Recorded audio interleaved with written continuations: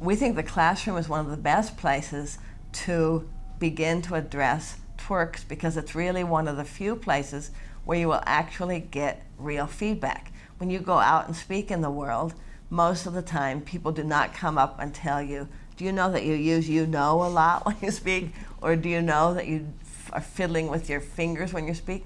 The only place you're going to get that kind of feedback is in the classroom. And so this is a really good place to get that kind of feedback and to actually work on the things that are problematic for you. We also think it's a good place to try some different kinds of things than what you're used to. So we all have default modes of communicating, the things we just automatically go to. But the classroom is a place to try out some other things.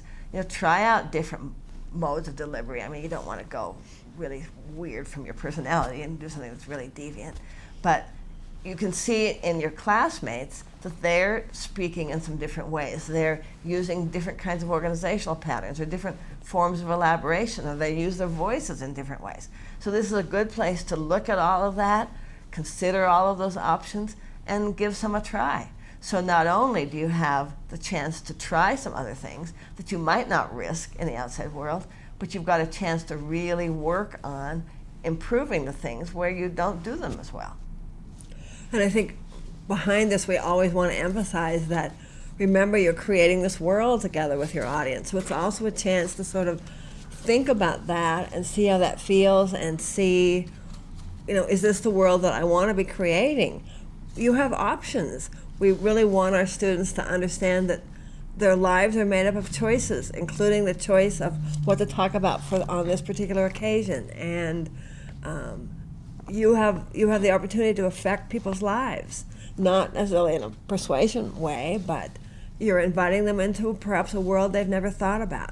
So it's kind of an amazing opportunity, even in the classroom, when you have the opportunity to give a presentation. And we think that once you shift your attitude from, oh, I have to give a speech, to, I really want to invite people into this world, then the Twirks assume a different kind of position, in a sense.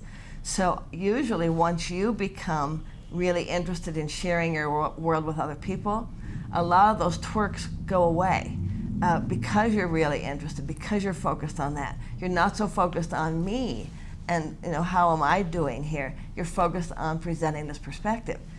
Also, from the audience's perspective, if you are really doing a nice job or the best job you can of presenting this perspective, then usually they are quite willing to overlook any Twirks that might come up. And often too, and I'm sure you've had this experience, somebody will sit down after giving a presentation and they'll say, oh, I was so nervous, but nobody in the audience could tell. So they thought their symptoms are showing all over the place, but they really weren't. So once you get into this mindset of, I want to share this world and I want to understand the world of other people, all of that concern about, oh, I don't do this very well and I've got these Twirks, sort of recedes, and other things start to be more prominent. And then the way we've chosen to address Twirks in the book is, even if you're still kind of focused on, oh, this always happens to me, I turn bright red, my palms sweat, my knees shake, our approach is solve the problem so you don't have to think about it.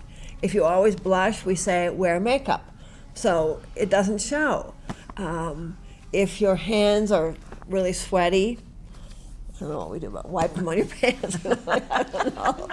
But if your knees shake, we say, you've got to move around. They're going to shake more and more and more if you plant yourself there. So I tell my students, go do 25 jumping jacks before you come into the classroom, whatever it takes to get that energy out. And then you can just think about your speech because you know the Twirk has gone away. Yes. Or I had a student who always, her neck always turned red when she gave a presentation. So she just always wore a scarf.